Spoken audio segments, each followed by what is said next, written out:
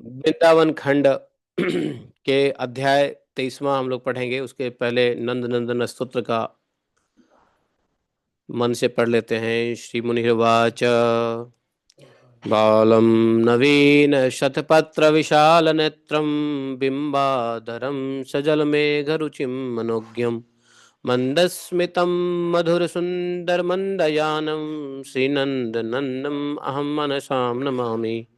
मञ्जीरनुपूरणनतवरत्नकाञ्चिः श्रीहारकेसरिन्नखप्रतयत्सङ्गं दृष्टयार्तिहारिं शिवेन्दुविराजमानं वन्दे कलिन्दतनुजाटतटबालकेलिं पूर्णेन्दुसुन्दरमुखोपरि कुचित्ताग्राः केशानवीन घन नील निभास्फुरन्तः राजन्त आनतशिरः कुमुदस्य यस्य नन्दात्मजाय सबलाय नमो नमस्ते। श्रीनन्दनन्दनस्तोत्रं प्रातरुत्थाय यः पठेत् तत्रेत्र गोचरं याति सानन्दं नन्दनन्दनः। नंदनंदन भगवान की जय। तो बोले कि नारद जी, अथ कृष्णो गोपिकाभिः लोहजंगवनं ययौ वसंत माधवीभिश्च लताभिः सकुशलम नृप। नारद जी कहते हैं, राजन कथा किसको सुना रहे हैं? नारद जी बहुलाशु को, मिथिला नरेश बहुलाशु को कथा सुना रहे हैं। नारद जी ने कहा, राजन उसके बाद भगवान श्री कृष्ण ने ब्रजंगनाओं के साथ लोहजंग वन में गए। लोहजंग वन, लोहवन, आज उसको लोहवन कहते हैं। लोहवन किधर है? भांडीर वन के बाद बेलवन, बेलवन के बाद लोहवन। लोहवन में ही है मानसरोवर। लोहवन के बाद महावन, महावन में ही है बलदेव जी वगैरह। और महावन के बाद आते हैं, महावन में सब आता है, गोकुल वगैरह सब महावन में आता है, समझे? तो यहाँ पे लोहजंग वन में गए, जो वसंत की माधवी तथा अन्य अन्य लता वल्लरियों से व्याप्त थी। उन वन के सुगंध बिखेरने वाले सुंदर फूलों की हारों से श्री हरि भगवान ने वहां समस्त गोपियों की वेणियां अलंकृत की। भ्रमरों के गुंजार से निनादित और सुगंधित वायु से वाशित यमुना तट पर अपने प्रेयसियों के साथ श्याम सुंदर विचरने लगे। और घूमते घूमते, विचरते विचरते रासेश्वर श्री कृष्ण और उस महापुण्य वन में जा पहुंचे, जो करील, पीलू और श्याम तमाल और ताल आदि सघन वृक्षों से व्याप्त था। वहां रासेश्वरी श्री राधा और गोपांगनाओं के साथ उनके मुख से अपनी यशोगान सुनते हुए श्री हरि ने रास आरंभ किया। और उस समय वे यश गाते हुए अप्सराओं से घिरे हुए देवराज इंद्र के समान भांति दिख रहे थे, सुशोभित हो रहे थे। राजन, वहां एक विचित्र घटना घटित हो गई। क्या हुआ? ये लीला कर ही रहे थे भगवान कि वहां पे एक लीला, एक घटना घट गया। क्या? एक बलवान यक्ष था, उसका नाम था शंखचूड़। अब शंखचूड़ यक्ष कुबेर का सेवक था, चेला चपाटी। इस पृथ्वी पर उसके जैसा गदा युद्ध करने वाला कोई योद्धा नहीं था। दूसरा, एक दिन क्या हुआ, नारद जी कह रहे हैं कि एक दिन मेरे मुंह से उग्रसेन कुमार कंस के उत्कट बल की बात सुन करके, मेरे ही मुंह से सुना उसने कंस के बारे में, तो वह प्रचंड पराक्रमी यक्षराज लाख भार सोने की बनी हुई गदा ले करके वो मथुरा आ गया। क्यों आया? कंस के बारे में इतना सुना था, तो कंस से लड़ाई करने आ गया। अब वो शंखचूड़ पागल, मद से उन्मत्त ऐसा वीर था। राजसभा में पहुंचकर वहां सिंहासन पर बैठे हुए कंस को प्रणाम किया और कहा, राजन, कंस को कहा, राजन, सुना है कि तुम त्रिभुवन विजयी वीर हो, इसलिए मुझे आपसे गदा युद्ध करना है। आप मुझे गदा युद्ध का अवसर दीजिए। यदि आप विजय हुए तो मैं आपका दास, और मैं विजय हुआ तो तत्काल आपको मैं अपना दास बना लूंगा।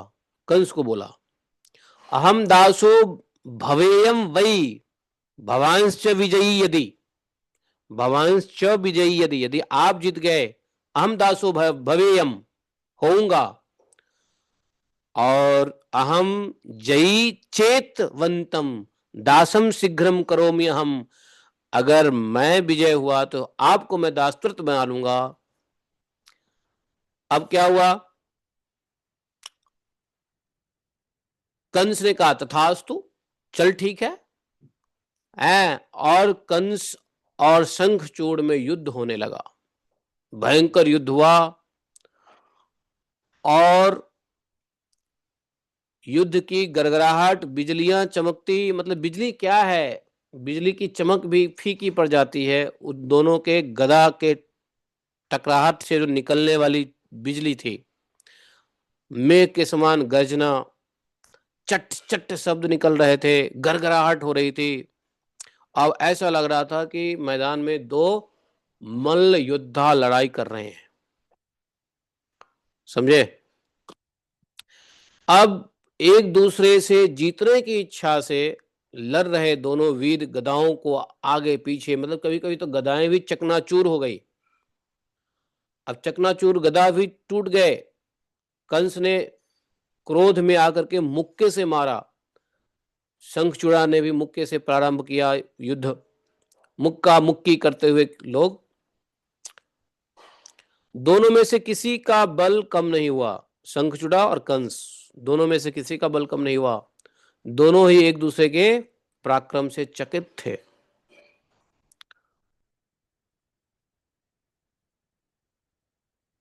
कंस ने क्या किया, लड़ते लड़ते शंखचूड़ को पकड़ा और आकाश में फेंक दिया। 100 योजन ऊपर गया शंखचूड़, और आकाश से जब तेज गति से नीचे गिरा, धड़ाम से नीचे गिरा, तो थोड़ा मन उसका व्याकुल हुआ।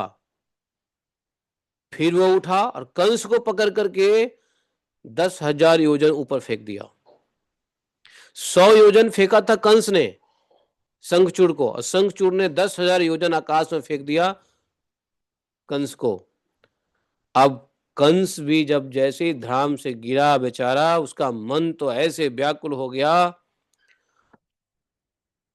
लेकिन फिर से वो उठ करके शंखचूड़ को दे मारा, दे मारा, दे मारा, है कि नहीं। फिर शंखचूड़ ने भी कंस को पकड़कर भूमि पर पटक दिया। इस प्रकार घोर युद्ध चलते रहने के कारण, जानते हो, पृथ्वी कांप गई, पृथ्वी डगमगा चुक गई थी, समझे। क्यों, कोई किसी के बल में कम नहीं था, लग ही नहीं रहा था कि कोई जीत हासिल कर लेगा, विजय माला किसी के गले में नहीं जाने वाली थी। अब पृथ्वी पे तो भाई पृथ्वी कांपने लगा। फिलहाल थोड़े से जगत जीव, पृथ्वी के जीव जंतु भी बड़े परेशान हो गए। एक तो आवाज इतनी आ रही है, बताओ, ऐसे ऐसे वीर हुए हैं। बीच में आ गए गर्गाचार्य जी, गर्ग जी आ गए। गर्ग जी ने कहा, मां युद्धम मां कुरु राजेंद्र। किसको कहा, कंस को कहा, ए राजा कंस, युद्ध मत करो, युद्ध से कुछ नहीं मिलने वाला है। ये जो शंखचूड़ है, ये शंखचूड़ भी तुम्हारे जैसा ही पराक्रमी है, ये कम नहीं है। ये गर्ग जी ने कहा कि शंखचूड़ भी बहुत पराक्रमी है, ये कम बलवान नहीं है, समझे। और तुम भी बलवान हो, तुम्हारे मुक्के की मार खा करके गजराज ऐरावत ने धरती पर घुटने टेक दिए थे, और और ऐरावत गजराज जो है मूर्छित हो गया था, और बहुत से दैत्य तुम्हारे मुक्के की मार खाकर मृत्यु के ग्रास बन गए, मृत्यु को प्राप्त हुए, परंतु शंखचूड़ धराशायी नहीं हो सका। किसको बोला? कंस को बोला। संदेह नहीं है कि तुम इसके लिए अजेय हो। इसका कारण सुनो। क्यों? मैं इसे क्यों नहीं जीत सकता? तो कारण इसका यह है कि भाई,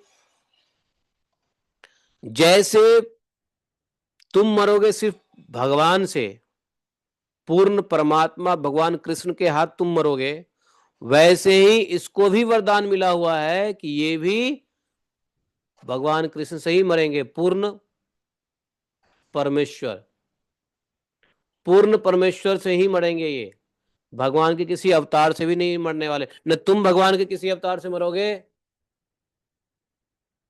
न तुम भगवान के किसी अवतार से मरोगे, और न ये शंखचूड़ के भगवान के किसी अवतार से मरेगा। भगवान ही स्वयं आकर के इसको मारेंगे और तुमको ही मारेंगे। ले लो। नारद जी ने कहा, गर्गाचार्य जी के कहने पर कंस और शंखचूड़ दोनों आपस में हाथ मिला लिया, गले मिले, दोस्ती कर ली, एक दूसरे में प्रेम हो गया उसको। उसके बाद कंस से विदा लेकर शंखचूड़ अपने घर जाने लगा। बोला, मित्र चलो अब युद्ध खत्म करते हैं, आगे बढ़ते हैं। तो ऐसा जान करके शंखचूड़ जो है आज्ञा लिया और अपने घर को गया। जब घर वापस लौट रहा था, शंखचूड़ जब वापस लौट रहा था, तो पता है क्या हुआ? जब जा रहा था तो नीचे देखा, नीचे जब देखा तो उसको रास मंडल दिखाई दिया, और वहां पर उसने देखा कि बड़े रुंझुन रुंझुन की आवाजें आ रही हैं, कुछ गीत की आवाज आ रही है। रुक गया वो। उसने देखा कि भगवान श्री कृष्ण श्री रास रसेश्वरी के साथ रास कर रहे हैं। भगवान कृष्ण का दर्शन किया, और भगवान उसने देखा कि भगवान कृष्ण के दाएं भुजा पर राधा, उनके बाई भुजा श्री राधा के कंधे पर सुशोभित है, अर्थात राधा रानी बाएं साइड में बैठे हुई थी। वे स्वेच्छा अपने इच्छा अनुसार अपने दाहिने पैर को टेढ़ा किया और खड़े हैं भगवान, हाथ में बंसी लिए, मुख से सुंदर मंदहास की छटा छिटक रही थी, और भ्रूमंडल पर, भगवान के भ्रूमंडल पर अनेक कामदेव जैसे मोहित हों वैसे ब्रज सुंदरियों के युद्धपति ब्रजेश्वर श्री कृष्ण कोटि कोटि छत्र छवरों से सुशोभित थे। उन्हें अत्यंत कोमल शिशु जानकर शंखचूड़ ने गोपियों को हर लेने का विचार किया। तो शंखचूड़ ने देखा कि छोटा सा कृष्ण है, छोटी सी राधा रानी, ये क्या है, ये तो कोई वीर थोड़ी ने है, ऐसे ही ये अपना जो है ना स्त्रियों के साथ आनंद ले रहा है, ये तो बालक है, बाल लीला कर रहा है। कमजोर जान करके उसने क्या किया कि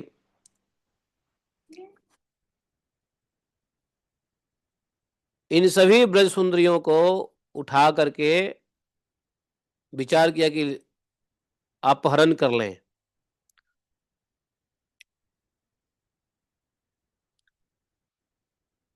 तो फिर क्या हुआ?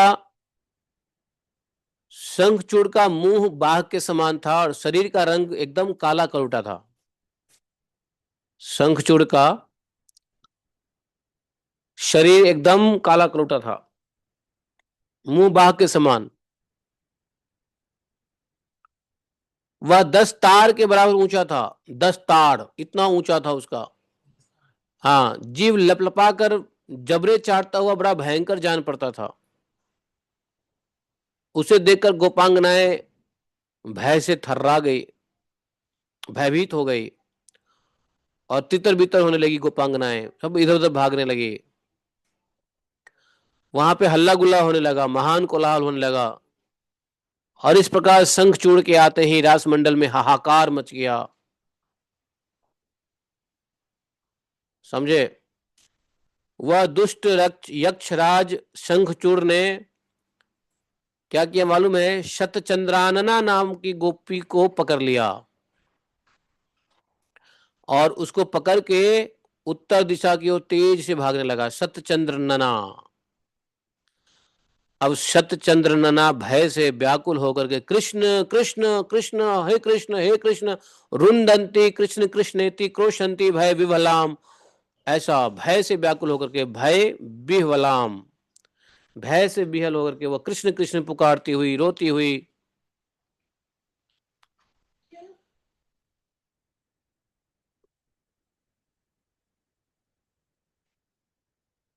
अब भगवान कृष्ण ने देखा, बड़ी क्रोध आया भगवान को।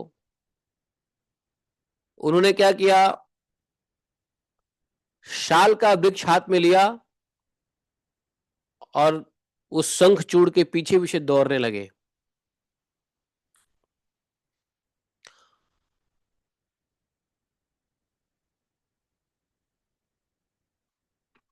उसने देखा कृष्ण पीछे पीछे आ रहा है, उसने गोपी को वहीं छोड़ दिया और अपने प्राण बचाने की इच्छा से भागा। वह जहां जहां गया भाग करके, वहां वहां श्री कृष्ण की, भगवान भी शाल वृक्ष को जो हाथ में उखाड़ के लिए थे वो भी लेके भगवान क्रोध से पकड़ने के लिए गए। अंत में वह हिमालय की घाटी में पहुंच गया। शंखचूड़, शंखचूड़ ने भी वहां हिमालय की घाटी को उखाड़ लिया और युद्ध करने की इच्छा से वो खड़ा हो गया भगवान कृष्ण के सामने। भगवान ने शंखचूड़ पे वो शाल वृक्ष जो लेके दौड़ रहे थे उसको दे मारा।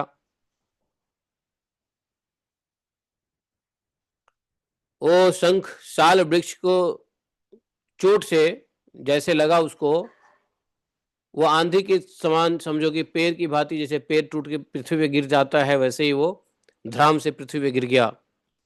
फिर से वो उठा, भगवान कृष्ण को मुक्का मुक्की से मारने लगा।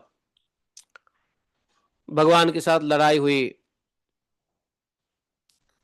भगवान को भी शंखचूड़ ने पकड़कर धरती पर दे मारा। भगवान भी उसको पटकते, युद्ध चलने लगा। भूमंडल पृथ्वी कांप उठी। तब भगवान श्री कृष्ण ने भगवान कृष्ण के मुक्के की मार से उसके सिर को धड़ से अलग कर दिया और उसके सर पे एक चूड़ामणि थी, उस चूड़ामणि ले लिया। शंखचूड़ के शरीर से एक विशाल ज्योति निकली और ज्योति निकल करके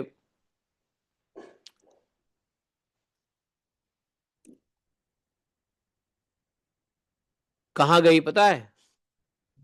नहीं, ज्योति निकल के श्री दामा के शरीर में विलीन हो गया। भगवान श्री कृष्ण के जो सखा थे ना श्री दामा, उसके शरीर में जाके विलीन हो गया। क्योंकि शंखचूड़ श्रीदामा का अंश था। हाँ, इसकी कहानी है।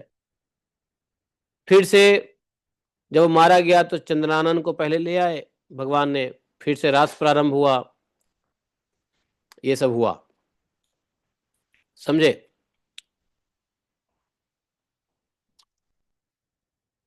रास विहार फिर से चालू हुआ।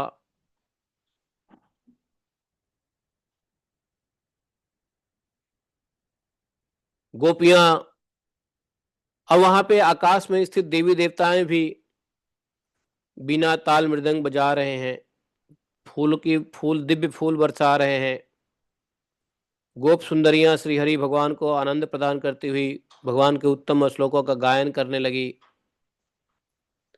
कुछ गोपियां मेघ मल्हार नामक राग गाती, तो कोई गोपियां दीपक राग सुनाती।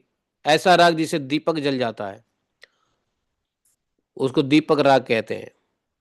कुछ गोपियों ने क्रमशः मालकोष, भैरव, श्रीराग और हिंदोल राग का 7 स्वरों के साथ गान किया। हिंदोल। उनमें से कुछ गोपियां तो अत्यंत भोली भाली थी और कुछ मुग्धाएं थी। कितनी ही प्रेम परायणा गोप सुंदरियां प्रौढ़ा नायिका श्रेणी में आती थी। उन सबके मन श्री कृष्ण में लगे थे। कितनी ही गोपांगनाएं जार भाव से गोविंद की सेवा करती थी। कोई कृष्ण के साथ गेंद खेलने लगी, कुछ भगवान के साथ फूलों के साथ खेलने लगी, कुछ गोपांगनाएं पैरों को नुपुर धारण करके आपस में नृत्य करने लगी और नुपुरों की झंकार के साथ श्री कृष्ण के अधरामृत पान करने लगती थी। कितनी गोपियां योगियों के लिए भी दुर्लभ, जो भगवान श्री कृष्ण के दोनों भुजाओं से पकड़कर हंसती हुई अत्यंत निकट आ जाती और गाढ़ आलिंगन करती। इस प्रकार परम मनोहर वृंदावन अधीश्वर यदुराज भगवान श्री कृष्ण केशर का तिलक धारण किए हुए गोपियों के साथ वृंदावन में विहार करने लगे। कुछ गोपांगनाएं बंसीधर की बांसुरी के साथ वीणा बजाती थी और कुछ मृदंग बजाते हुए भगवान के गुणों का गायन करती थी। कुछ तो भगवान के सामने खड़ी होकर मधुर स्वर से खरताल बजाती और कुछ सुंदरियां माधुर्यलता के नीचे चंग बजाती हुई भगवान श्री कृष्ण के सुस्थिर भाव से इस गीत गाती। इस प्रकार से रासलीला से गोपियां भगवान को आनंद देती। कुछ गोपियां तो अपना भेष बदल करके भगवान के सामने ही भगवान के जैसा ड्रामा करती, भगवान की लीलाओं का सुख भगवान को ही देती। इन सब के साथ ब्रजवासी उस ब्रजांगनाओं के हृदय में अनेक प्रकार के भाव उत्पन्न हुए। किसी को स्तंभन भाव, किसी को स्वेदन भाव, किसी को आदि बहुत सारे सात्विक भाव उत्पन्न हुए। नारद जी कह रहे हैं कि इस प्रकार भगवान श्री कृष्ण के रास में एक और विचित्र घटना हुई। एक घटना तो अभी भी हुआ, शंखचूड़ एक गोपी को उठा के ले गया भगवान, मार के उसको। उसके बाद एक और दिव्य घटना हुई, सुनो। भगवान वे नारद गिरी पर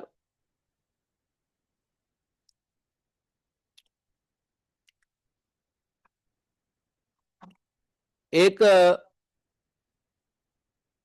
तपस्वी था, भगवान का भक्त और महातपस्वी, भगवान का भक्त और महातपस्वी।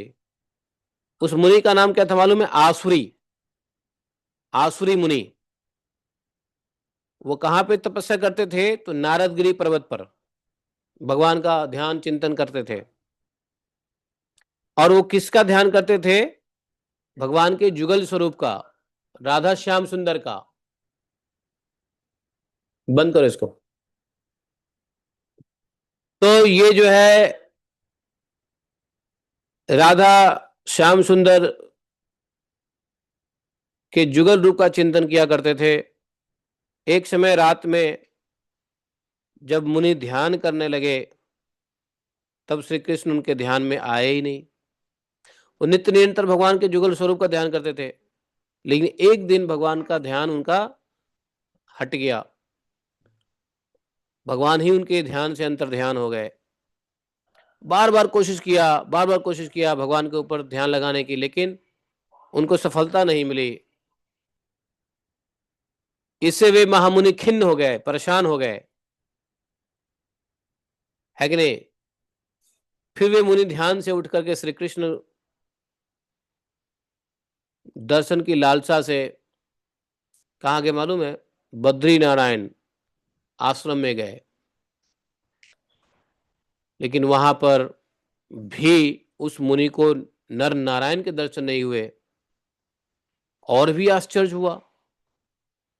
वे ब्रह्म देवता लोकालोक पर्वत पर गए, वहां सहस्त्र श्री वाले अनंत देव का भी उन्होंने दर्शन नहीं हुआ। वहां पर बड़े व्याकुल हुए, पूछे कि भाई, भगवान के पार्षदों से पूछा कि भाई भगवान के दर्शन क्यों नहीं हो रहे, भगवान कहाँ गए? भगवान के पार्षदों ने कहा हम नहीं जानते। मुनि को बड़ा आश्चर्य हुआ, भगवान कहाँ गए आपको नहीं पता। मुनि को बड़ा कष्ट हुआ। फिर वे क्षीर सागर से सुशोभित श्वेत द्वीप में गए। मुनि श्वेत द्वीप में गए, किंतु वहां भी शेष शैया पर श्री हरि जी का दर्शन नहीं हुआ। वहां गए तो वहां भी दर्शन नहीं है।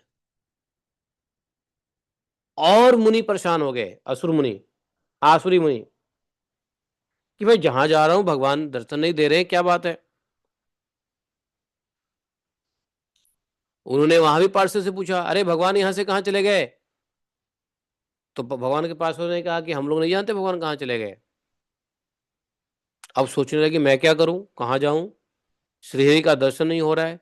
पहले हृदय में दर्शन होता था, अब तो अपने लोग उन भगवान के घर में भी जा रहा हूं तो उनका दर्शन नहीं हो रहा है, क्यों। भगवान वो आसुरी मुनि वहां से सीधा पहुंच गए वैकुंठ धाम। वहां देखा कि लक्ष्मी के साथ नारायण विराजते हैं, लेकिन वहां भी दर्शन नहीं हुआ। वहां के भक्तों में भी आसुरी मुनि ने भगवान को नहीं देखा। तब वो गोलोक में गए। गोलोक में जाके गए, देखे तो वहां पे भगवान कृष्ण का दर्शन नहीं हुआ, राधा कृष्ण का दर्शन नहीं हुआ। मुनि तो परेशान। अब वे भगवान कृष्ण के दर्शन से व्याकुल विरह उनको होने लगा कि भगवान गए कहां।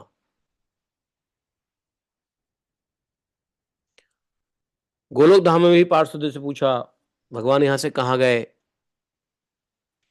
तब वहां गोलोक धाम के जो पार्षद है, वहां के गोपों ने, गोलोक धाम में जो गोप हैं,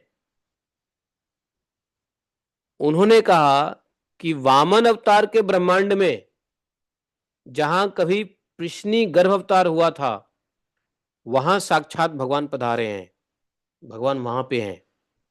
तो गोलोक धाम में जाने के बाद वहां के गोपों ने एड्रेस दिया कि इस ब्रह्मांड में जाओ। हम लोग जिस ब्रह्मांड में हैं उस ब्रह्मांड का नाम क्या है, वामन ब्रह्मांड। असंख्य ब्रह्मांड है ना, कौन सा ब्रह्मांड है, वामन अवतार ब्रह्मांड। मतलब इसी ब्रह्मांड में भगवान का वामन अवतार हुआ।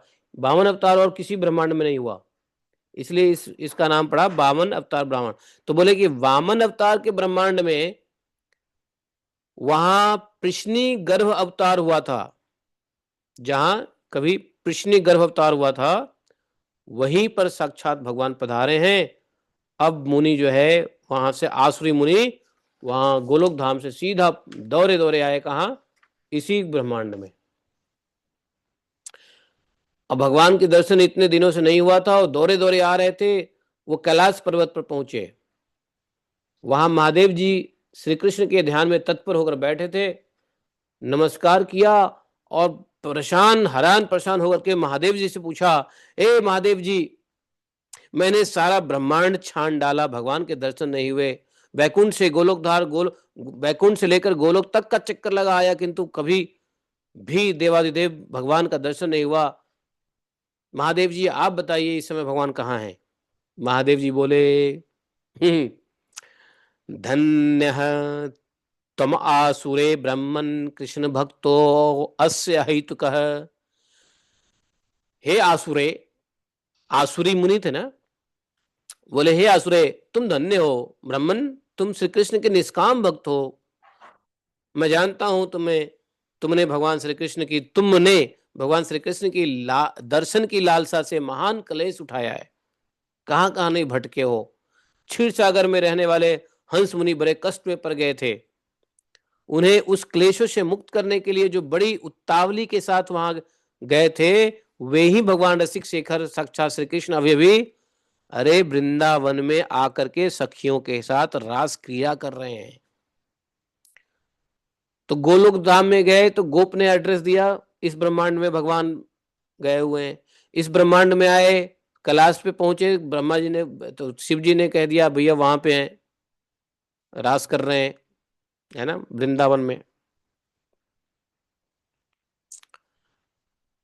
और कहा कि सुनो मुनि, आज उन देवेश्वर ने, भगवान कृष्ण ने अपनी माया से 6 महीने के बराबर बड़ी रात बनाई है, 6 महीने के बराबर की बड़ी रात बनाई, और मैं उसी रास उत्सव का दर्शन करने के लिए वहां जाऊंगा। तुम भी चाहो तो मेरे साथ आ जाओ, शीघ्र चलो, तुम्हारा भी मनोरथ पूर्ण हो जाएगा। तो आसुरी मुनि का मनोरथ क्या था? भगवान के दर्शन करने थे। तो दर्शन की अभिलाषा से आसुरी मुनि को भी कहा शिव जी ने, चलो चलो वहां चलो। आज की रात भगवान ने 6 महीने के बराबर रात बनाई है। 6 महीने के बराबर रात्रि काल तक क्या चलेगा? रास लीला होगा, रासोत्सव होगा, रासोत्सव का दर्शन करेंगे, तुम भी चलो। तो इस प्रकार से शिव जी और आसुरी मुनि गोपी रूप से रास मंडल में श्री कृष्ण का दर्शन करेंगे, भगवान की प्रार्थना करेंगे और भगवान से वरदान लेंगे कि वृंदावन में नित्य निवास करना है। देखो, वृंदावन में नित्य निवास करने के लिए आसुरी मुनि और यहां तक कि भगवान शंकर ने भी भगवान से वरदान लिया कि मुझे भी वृंदावन वास करना है, मैं भी वृंदावन में वास करूंगा। तो ये आसुरी मुनि के उपाख्यान बताते हैं कि ऐसे आसुरी मुनि जिनका भगवान का दर्शन हृदय में सतत होता रहता था, नहीं हुआ तो सारे ब्रह्मांड घूम लिया, क्षीर सागर चले गए, गोलोक धाम तक चले गए, वैकुंठ चले गए, वहां नहीं मिले, गोलोक धाम चले गए, वहां से पता ढूंढते ढूंढते ढूंढते ढूंढते यहाँ आए, और यहाँ पे आने के बाद उन्होंने वो रास देखा, इस वृंदावन में वो रास देखा। अब तो वो कहते भैया हमको वृंदावन में ही रहना है।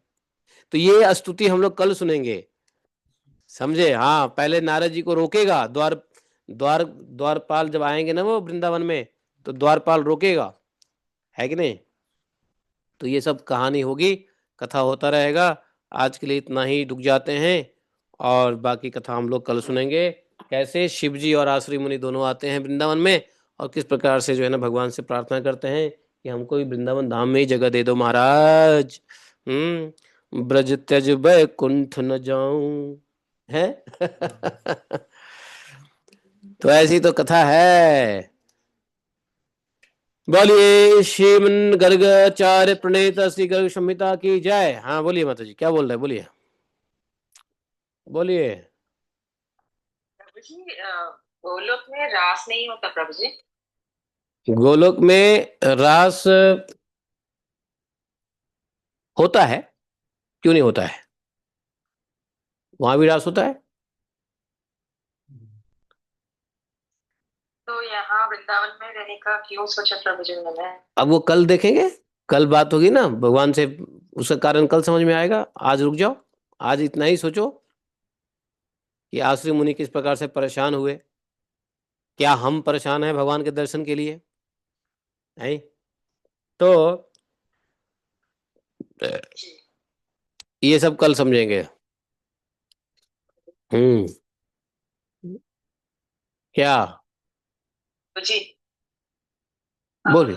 जब गोलोक हर जगह जा सकते हैं तो वो ध्यान में उनको क्यों देख रहे थे प्रभु जी? जब हर जगह जा सकते हैं तो हाँ, तो जब वो हर जगह जा सकते हैं तो हृदय में क्यों देखते हैं? गोलोक जा सकते हैं। वही कह रहे हैं, आपका प्रश्न यह है कि जब वो गोलोक हर जगह जा सकते हैं तो हृदय में क्यों देखते हैं, है कि नहीं? यही प्रश्न हाँ, है। गोलोक जा सकते हैं ना प्रभु जी, तब अगर उनका आने जाने का रहता है तो। प्रश्न क्या है?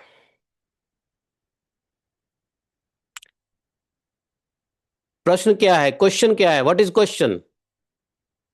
गोलोक, वो गोलोक में जाकर रह सकते हैं तो उनको ध्यान करने की क्या जरूरत थी प्रभु जी, करके पूछ रही।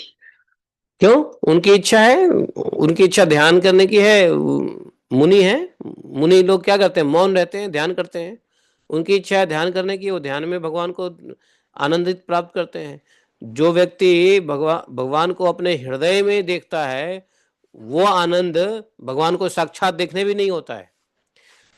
साक्षात देखने में भी वो आनंद नहीं होता है जो हृदय में आनंद होता है। इसलिए तो भगवान को हृदय में देखना अल्टीमेट लक्ष्य है कि नहीं? तो मुनि है।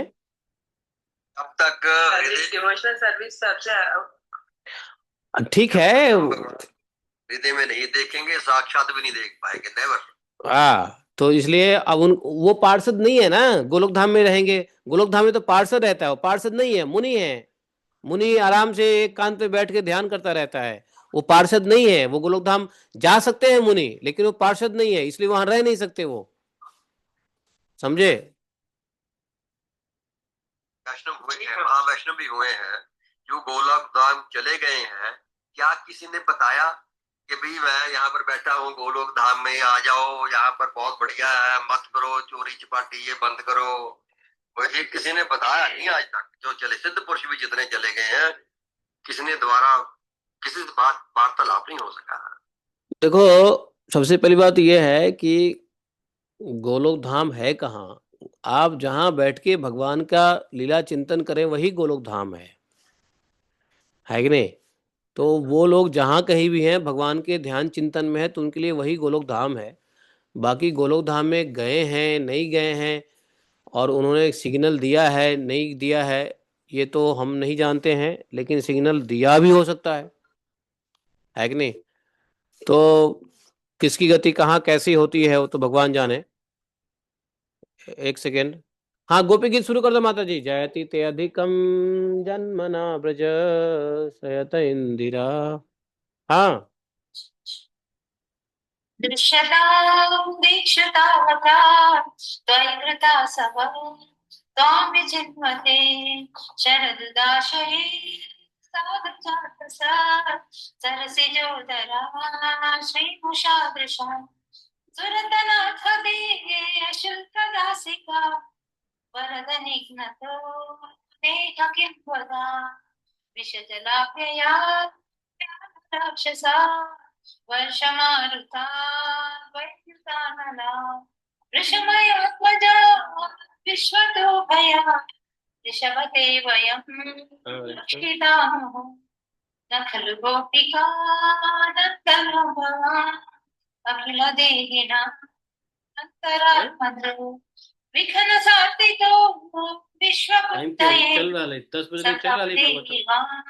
सात्वताकुले विरचिता भयं कृष्णिदोह्यते चरणमीदृशा संसृते दया करसरोरुहं काककापदं शिरसि देहिना श्रीकराक्षहं व्रजजलाति वीरयोषिता निजजनस्मया ध्वंसनस्मिता भज सखे भव किङ्करी स्मनो जदरुहाननं चारुदर्शया प्रणतदेहिना पापकर्षणं ऋणचरानुगं श्रीनिकेतनं फणिफणार्पितं ते पदाभुजं अङ्कुचेषुनं वृन्दिरुच्चयं मधुरया गिरा वल्गुवाक्यया मनोदया पुष्करे क्षणा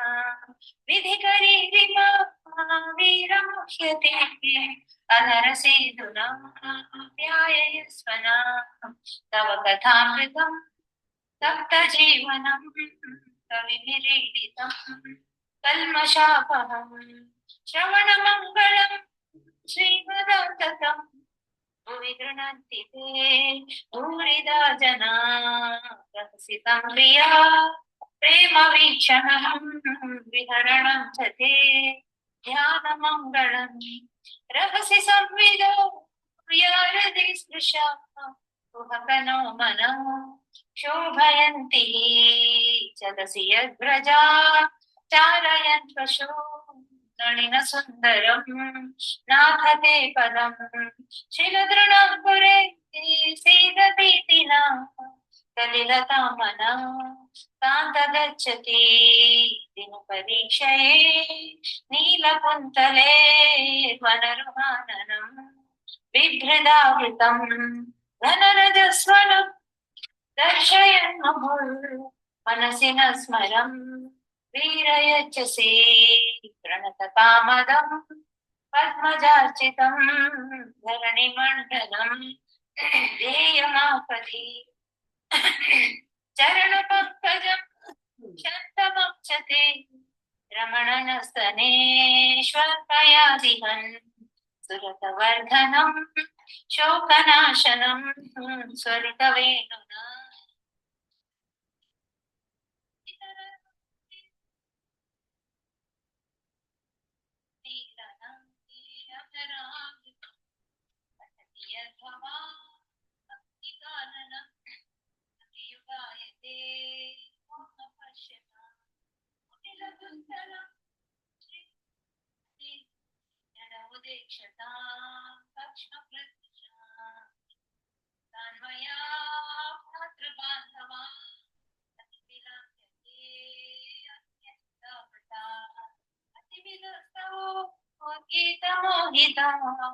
गीतमयोषिता कस्य जनिषि रहसि संविदं हृच्चयोदयं प्रहसिताननं प्रेमवीक्षणं बृहदुरश्रियो वीक्षधामते मुहुरति स्पृहा मुह्यते मना व्रजवनौकसां व्यक्तिरङ्गते वृजिनहंस्यलं विश्वमङ्गलं यजमनार्चन आत्मस्पृहपनं स्वजनरुद्रुजा यन्निषूदनं यत्ते सुजातचरणा गुरुः सन्निषु वशने क्रियधीमहि कल्पशेषु तेनाटवीमटसितद्व्यततेन किं स्वे भूतादिभिः प्रमथिदीपवदायुषाम् श्री गोपीगीतम् जय जय श्री राधे धन्यवाद। Thank you very much. जय जय श्री राधे।